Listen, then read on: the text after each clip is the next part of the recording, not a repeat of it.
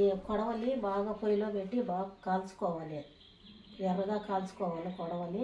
ఏదైనా సరే ఇనుముది ఏదైనా సరే బాగా ఎర్రగా కాల్చుకోవాలి.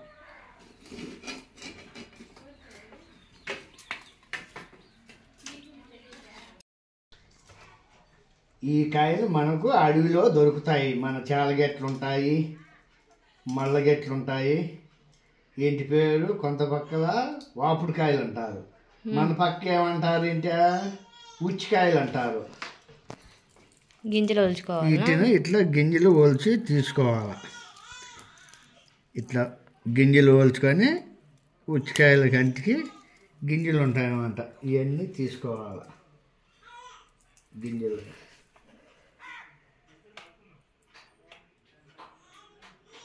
గింజలన్నీ తీసుకొని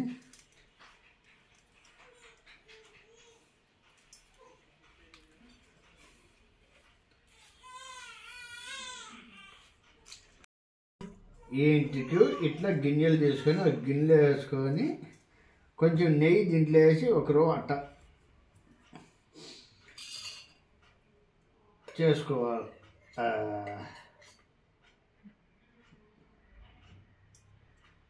కొంచెం ఇట్లా ఇట్లా తీస్తే బాగా నెయ్యి అది అంతా బాగా ముద్దగా వస్తుంది.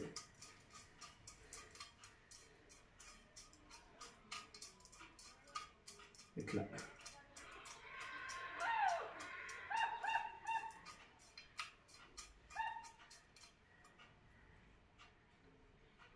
ఇప్పుడు కొడవలి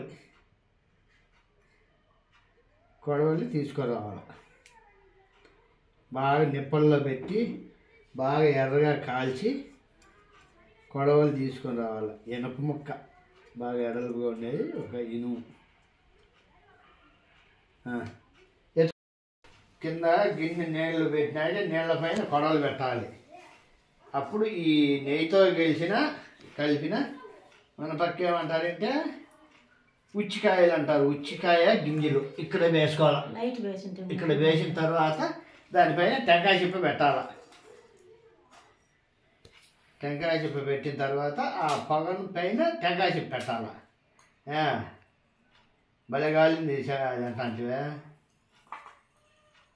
అదా ఆ పొగ వస్తుంది కదా. ఇప్పుడు బీర్సాల తిరిగి కదా పోను అట్టా పూజ వస్తాయా పురుగులు? ఉంటే ఎండి పడిపోవా. పండ్ల సందున ఏం పురుగున్నా పండ్ల లోపల పురుగున్నా అన్నీ పడిపోతాయి. పోను అట్టా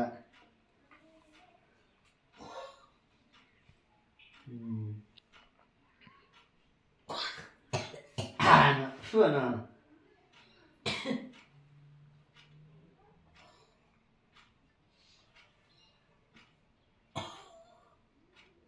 మొన్న ఒకసారి చేసింటే పురుగులు ఎన్ని ఉన్నాయి.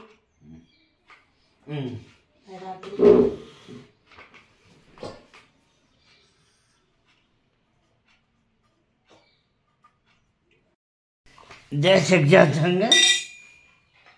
ఉన్నాయి 4 రాడా అదా చూడు చెక్ చేయి. నాకు ఇక్కడ కనిపించలేదే.